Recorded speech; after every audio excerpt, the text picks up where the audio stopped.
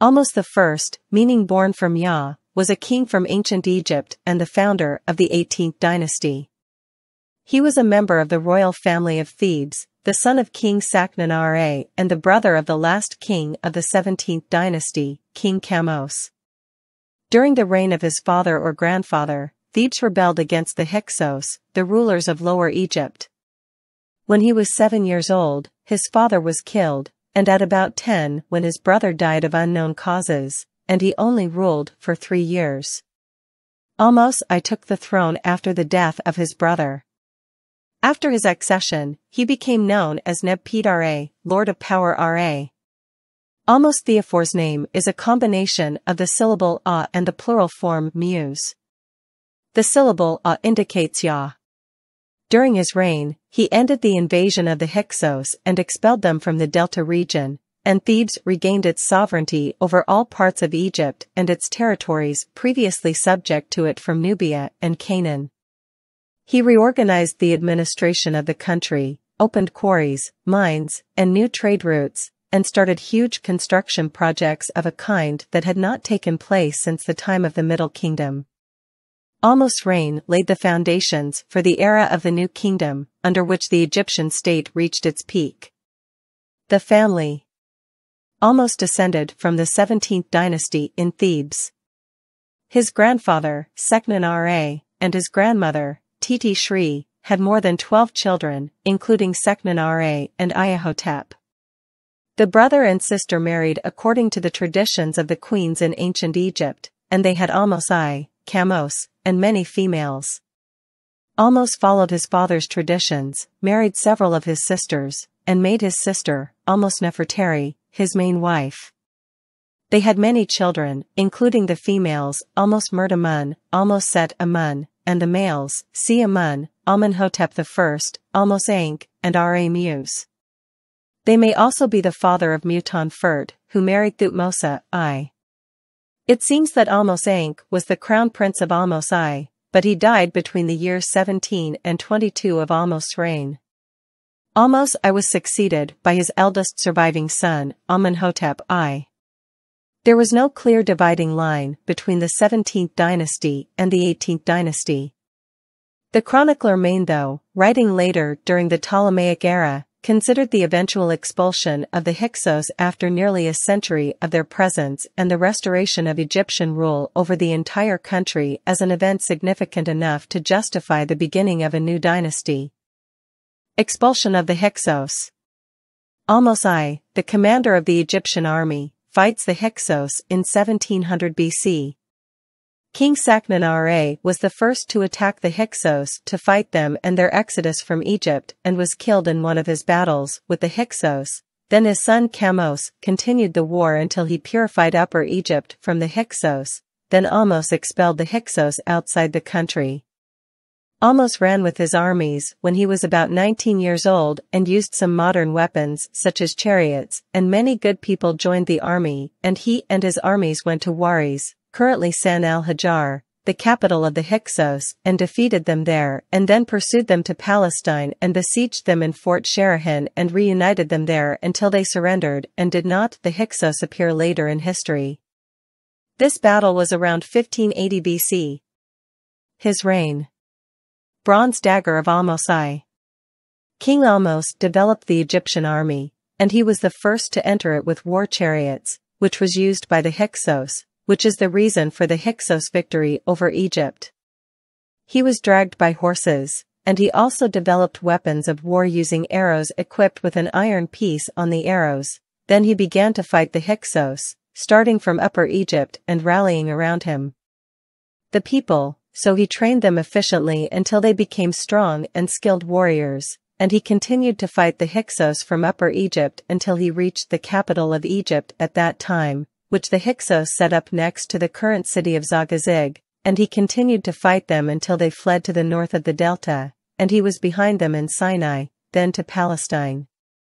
Eastern it is safe from them and from their attacks. After eliminating them after the expulsion of the Hyksos, Ahmose arrived with his army to the country of Phoenicia, and attacked Nubia to recover it again to the Egyptian kingdom, whose borders reached the south to the Second Cataract, and photographed the campaigns of Ahmose in the tomb of two of his soldiers, Ahmose bin Abana and Ahmose bin Nekbet.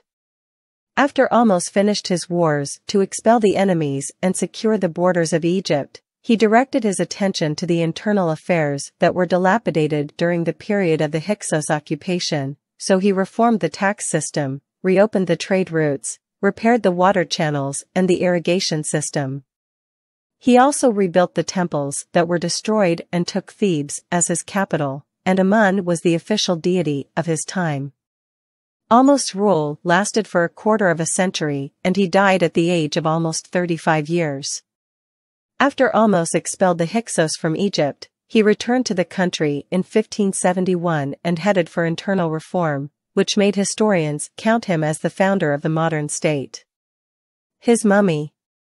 It is believed that Ahmose has two tombs, one in Abydos, and it consists of a sloped temple, a funerary cemetery, and the remains of a pyramid discovered in 1899. It was known that his pyramid was discovered in 1902, and a pyramid temple, and the other was in Thebes, and it was looted by looters. His mummy was discovered in 1881 in the cache of Deir el-Bahari with the mummies of some of the kings of the 18th, 19th, and 21st dynasties, and his mummy was identified on June 9, 1886, by Gaston Maspero, and the mummy was 1.63 centimeters long and had a relatively small face compared to the size of the chest. Encyclopedia of Ancient Egypt, Part 4, The Hyksos Period and the Establishment of the Empire. Ahmose I, 1580–1558. 1. Ahmose I, founder of the 18th dynasty. Manetho, the ancient Egyptian historian, was right when he made Ahmose I the usher of the 18th dynasty kings, even though he came from a family that controlled a large part of the country during the 17th dynasty. As the reality is that in the rule of this pharaoh, a page of the country's history was folded, on which was written the era of enslaving the Egyptian people for a period of a century and a half. Then he started a new page in which clear verses were first written that talked about the independence of the country and the expulsion of the usurping invaders from the land of the Kanana, and then the reforms that took place. It arose throughout the country, after establishing security internally and externally on solid foundations, which prepared the courageous pharaohs who came after him to establish a sprawling state that extends from the Fourth Cataract in the south to the upper reaches of the Tigris and Euphrates rivers in the north. During the reign of Thutmose III, whom historians of the West called Napoleon of the East, the first empire in the world of ancient history, it was the example that the great Western empires, ancient and modern, followed in establishing their kingdom and extending their authority. In fact, the great incident that informs the rule of Ahmose I, who succeeded his brother, Kamose, is the follow-up to the great wars that broke out between the Egyptians and the Hyksos, which are known as the Wars of Independence that were the most glorious newspaper in Egyptian history, and we have detailed what we have to say about these grinding wars in its proper place. 4 or 5 years did not pass after the beginning of this violent struggle until Ahmose succeeded in expelling the Hyksos from the country altogether. Rather, he marched his army to the country of Zahi, Phoenicia, where Ahmose tells us about his victory, and after it was accomplished for him. Victory in these parts of Asia returned again, turning its face towards the southern frontiers, where the blacks had seized the opportunity to engage in wars in Asia, and marched north towards the Egyptian country, so he joined them and worked the sword on them in a great massacre, as was written on the walls of the fatness castle of King Thutmose II.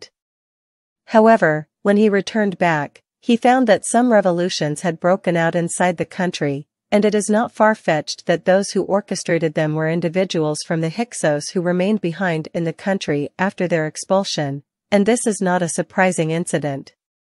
Because the expulsion of an entire people who had settled in the country for a long time at once is considered one of the difficult matters to achieve, and there is no dispute that the two revolutions that Adam made and then communicated, and the Hyksos blood flowed in their veins, each of them was defeated in his revolution, and then we have not heard of internal revolutions after that. It seems that after these wars, we did not come across serious incidents in the rule of this pharaoh. Rather, Alawal indicates that he took to organizing the government of the country and repairing what was destroyed during the War of Independence, which exhausted most of the period of his rule. 3. The painting he erected in the Karnak temple, to commemorate his works and those of his mother. In fact, we do not have dates after the 5th year of the rule of this pharaoh, which is the year in which he completely eliminated the power of his enemies in the north and south, until we reach the 22nd year of his rule, when we find Ahmose, who erected a great painting in the Karnak temple that reveals, we have told us about many aspects of his activity, and what his mother, Ahotep, did of great deeds and her relationship with the island of Crete and its king, and what he did for the gods, especially the god Amun of great deeds, which reveals to us the material and industrial condition of the country at the time. Therefore, we did not find it necessary to prove the contents of this painting in its entirety, despite the eloquent epithets with which this pharaoh describes himself, and then we comment on the grave facts that were mentioned in it by Professor Edward Muir in his book Ancient History. Here is the text as it came in the ancient Egyptian original with a comment on it. The text begins with the pharaoh's 5 official titles, 3.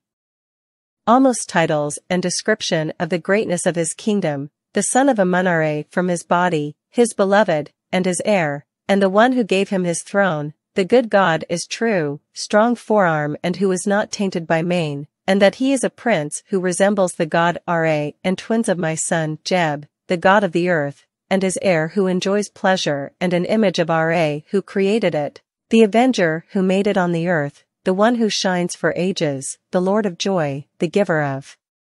souls in the noses of ladies, and the mighty in strength, the giver of life, the enforcer of justice, the king of kings over every land, the king, his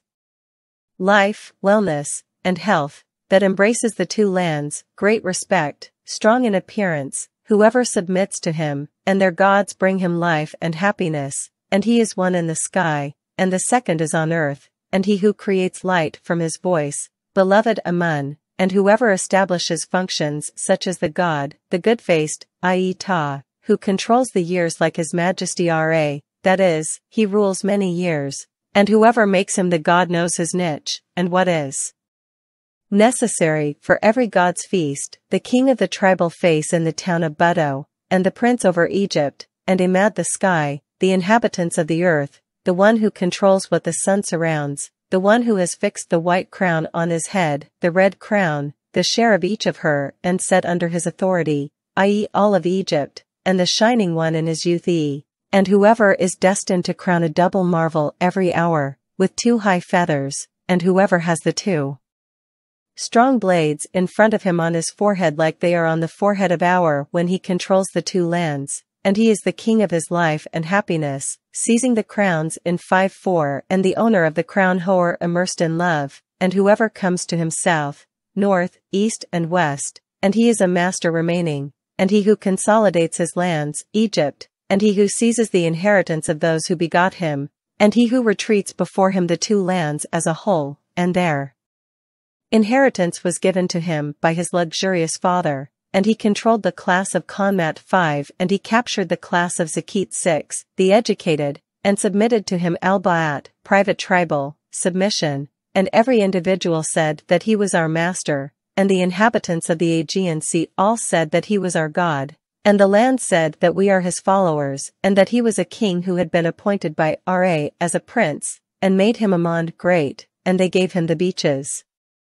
and the lands at once, as well as what the sun shines on, and the foreigners stand in one procession at the door of his palace, and the fear of him is in the country of Kent Nefer, the Beja tribes living on the coast of the Red Sea and the Nile, and his roar in the lands of Alfanko, and the fear of his majesty in this land, Egypt, is like the fear of the god Min in the year when he comes, i.e. in the year of drought, and they attend the precious party when he comes. They come bearing gifts to the pharaoh, And then the king comes out accompanied by his followers like the moon in the midst of the stars, walking in gentleness, stepping slowly, with a steady foot, and an obedient soul.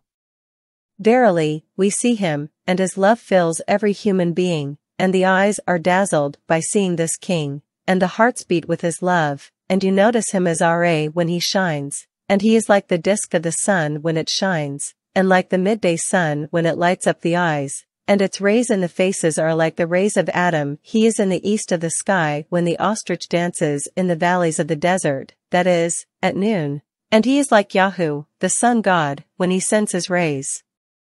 in the middle of the day, when all worms are liberated, and he is the only god who was suckled by the morning star, Isis, and from he was praised by the goddess Seshet, the goddess of sports, who taught the king, and he who is shrouded in the prestige of the god Thoth, the god of knowledge, who gives him knowledge of things, and he is the one who guides the writer to accuracy, and he is great in the arts of magic, and he possesses love more than all kings, and he Hor, the king, whom Ra loves, and who makes the hearts praise him and the hearts offer him praise in the bodies. The king asked his subjects to respect him. Listen, O people of Upper Egypt, O clerics, O people of Lower Egypt, and O all people, O you who follow this king in his footsteps, announce his pride to others and purify him in his name, and purify him by his life, by swearing an oath, contemplate that he a god on earth, so offer him submission like Ra, praise him like your praises on the moon, for he is the king of Upper Egypt and Lower Egypt, Neb-Badi Ra, who puts in the shackles every foreign land. Invite the people to venerate Queen Ahotep and praise that princess, because of her authority. Give praise to the lady of the country, and the lady of the Aegean Sea Islands, as her name is high in every foreign country, as she is the one who sets the plan for the masses, the king's husband, and his royal sister, for her life, happiness and health, and she is the sister of a king, and the mother of a king, the luxurious and clever one who cares and undertakes the affairs of Egypt, and she gathered her army, and protected those, so she returned the fugitives, and gathered the dispersal of those who emigrated, and calmed the terror of Upper Egypt, that is, a medical kingdom, and subjugated his stick, the royal wife, Ahotep, Aisha. The gifts and buildings that the pharaoh commanded to establish for the god Amun, and now his majesty ordered the crafting of monuments for his father, Amun-Ra, which include great wreaths of gold, necklaces of real lapis lazuli, spells of gold, a great water jug of gold, water vessels and jugs of silver, and utensils for pouring the sacramental water of gold, and an offering table of gold and silver, and mint necklaces of gold and silver interspersed with beads of lapis lazuli and baros, and the tap-in-ka vessel of silver, and its base of silver, and the tap-if-can vessel of silver, and its rim is of gold. Its base is made of gold and silver, a bent vessel of silver, a water vessel of red granite filled with oil, a large vessel of sham of silver and gold with a rim of gold, of silver, booths of ebony, of gold and of silver, and of sphinxes, of silver, Sabbath of gold. Then his majesty commanded that the ship should be lowered into the river, and its name would be Serhat, the statue of Amun with the strong bust, and that it should be made of new cedar wood, one of the best wood for the runways, i.e. the mountains of Lebanon, to make the New Year's voyage. I have erected pillars of flags of cedar wood, as well as the ceiling and floor, were given. 1-3. The importance of this text from a historical point of view. This text contains precise details and distant references to important matters in the life of the first Pharaoh Ahmose.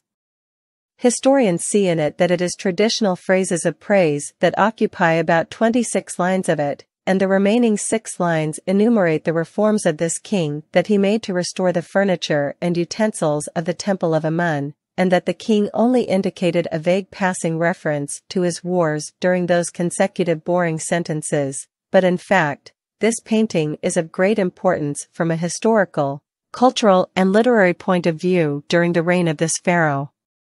Especially because it refers from a hidden side to Egypt's relationship with its neighbors, and it depicts for us the state of the country, and its relationship with the king and his mother, Ahotep, and then the role that this queen played in managing the population of this country. The first person to draw attention to the status of this queen in the conduct of state affairs during the reign of her son, Ahmose, was Professor Edward Meyer, which we will detail here. The painting begins with mentioning the 5 titles of the pharaoh that every pharaoh must bear after his coronation as king of the country. Then Ahmose tells us that he is a descendant of the gods, and that he is the heir of Osir, and the god Ra is the first to rule on earth, and spread justice in it. Then this pharaoh mentions to us that he became the king of kings after his victories over the conquering invaders, so that their gods offer him life and happiness. Then he mentions to us the text that he is one in the sky, and the second on earth. So does this mean that his mother was his partner in the king of Egypt? After that, he says that he is the king of Upper Egypt in Buto, and Buto was the religious capital of Lower Egypt since ancient times. Hyksos? There is no dispute that this meaning is what is meant by the text. After this sentence, it comes directly that he is the ruler of Tamira, that is, the whole land of Egypt. Then the text continues by saying that he has taken control of what the sun surrounds, and that the 2 shares of Her and Set, which are Upper Egypt and Lower Egypt, have come under his authority, and that the inhabitants of the south, the north, the east and the west come obediently to him, and that the 3 classes of the population of Egypt are Rocket, the common people, the inhabitants of Upper Egypt are sold, the rich, and the human beings, Hanamet. They do not make oaths except in his name, and they praise him and glorify him just as they glorify and praise the sun and the moon. And then comes a paragraph that we have never noticed in the royal inscriptions. She is the one who bears the title of Lady of the Land, i.e., Egypt, and the princess of the shores of Hayambut. The word Hayambut is a metaphor for the inhabitants of the islands of the White Sea, and in this paragraph it must mean the island of Crete and its neighboring islands. And after that comes the decades of praise that were formulated for this queen, so listen to her. Her name is high in status in every foreign country, for she is the one who leads the masses, the wife of a king, the sister of a king, the daughter of a king, and the mother of a king, the luxurious and skillful one who cares and undertakes all the affairs of Egypt, and she is the one who gathered her army, and protected those people, and returned the fugitives, and reunited those who emigrated, and calmed the fear of Upper Egypt, that is, the kingdom of Thebes, and subdued his disobedience as the royal wife, Ahotep, the living woman. In these words uttered by her son, this queen appears in her that she was the one who established the new Egypt, and that she is the spirit that removed Egypt from its stumble, and wrote for its success. In addition to that, it may be deduced from these words that she must have carried out a significant activity outside her country, as it could only protect the fugitives and gather their dispersed in foreign countries, and it was also able to lead her army to victory. For this reason, we must accept that after the death of her brave Taa husband, she took the reins of affairs in her hand with determination and firmness, supporting her son Ahmose, the warrior who was apparently still young, although this appearance of hers does not contradict the position of Ahmose.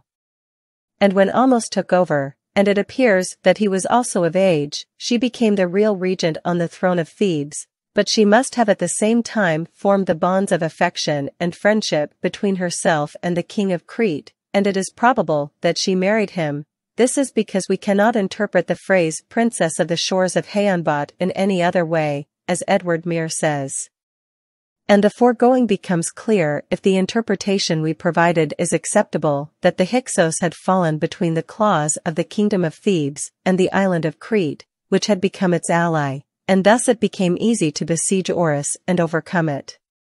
In this royal hymn, moreover, we find proof of this claim, for the 3 classes of people say, "He is our master." And the people of Hayambut say, "We are in his company." And the land say, "We are his." A person can clearly distinguish 3 different sects: the Egyptian subjects, and the people of Crete are the allies of Egypt, and they are the ones who provide it with military assistance, then the rest of the world, i.e. Syria and the countries of Sudan, and these are the lands that are under the authority of Egypt. The impact of this close relationship between Egypt and Crete was of great importance, especially in the culture and industry that exchanged between the people of the two countries a long time ago, and these new ties increased their strength, which made them grow and magnify in the coming times. In fact, the exchange of culture and industry between the two countries has had its impact on two ornamental weapons in the same era that we are talking about, carried by King Ahmose, as well as in another piece of jewelry called Kames that was found with his mother's jewelry, Ahotep. So we find it was engraved on one of the sides of the Ahmose dagger hanging in a thread of gold, the name of the king, and each of its letters was covered with a plate of beautiful gold, and then we find that it was formulated on the same face as a lion tracing the tracks of a bull, then 4 locusts, and it is seen in the making of this dagger the influence of pure Cretan art, as it was found on this island and in Messina daggers identical to the dagger of King Ahmose, except that the industry was Egyptian, and we also find the same Cretan influence in Pharaoh Ahmose I, see figure 2, in addition to the above. The pharaoh referred to the countries he conquered, as we mentioned above. As for the relationship of this king with his people, and the awe and glory they hold for him in their hearts, and the splendor and grandeur that surrounds him when he goes out to people in official forums, all of this was described in a wonderful piece that perhaps reminds us of the era of the kings of the Abbasid state, and what their processions were described as. And the same applies to the Mamluk sultans, and what they surrounded themselves with of the wonderful manifestations of the king. So listen to this paragraph, for which we did not find an analogue in the Egyptian inscriptions that applied this era, and we did not read anything similar to it in the ages that followed. And the king and his retinue rise as if it were the moon in among the stars. He walks gently and at slow paces, with a steady foot, and a soul whose impact is imprinted on the soil, and the splendor of Ra flutters over him, and Amon his luxurious father protects him, making way for him, and the two Tar say, "Indeed, we see him, and his love overwhelms every person, and the eyes are dazzled to see this king, and hearts beat for him, and to look at him as if he was Ra when he shines," etc. 4. Ahmose reforms. It is not surprising that we see Ahmose describing himself with these descriptions, and making his people who owe him repeat them aloud, as he is worthy of all ceremonies of respect, and verses of love and veneration. Because he is the one who saved the country from the burden of foreign slavery. After that, we see Ahmose directing his care towards repairing what was corrupted by time from the effects of his great god Amun, who he claimed had prepared for him victory over the enemies. In addition to that, he was the god of the state, and the protector of its protectors, so he ordered the manufacture of new vessels for his temple in Karnak. Most of them are made of pure freshness, silver, and precious stones at the hands of skilled craftsmen. From the descriptions of those utensils alone, we can know what the Egyptian art has reached in terms of accuracy, perfection, and good taste in its time. Gold must have been abundant in Egypt now, especially after he subdued the country of Nubia, which was the largest source of this precious metal, and we also find that this pharaoh had made the ship of the god Amun that was running in the Nile between Karnak and Luxor, carrying the statue of the god on New Year's Day from new cedar wood. In describing this wood as new, a new victory for Ahmose I, as he had brought it from the mountains located on the shore of Lebanon, which proves that these sides have become in his hand, as evidenced by the Egyptian text.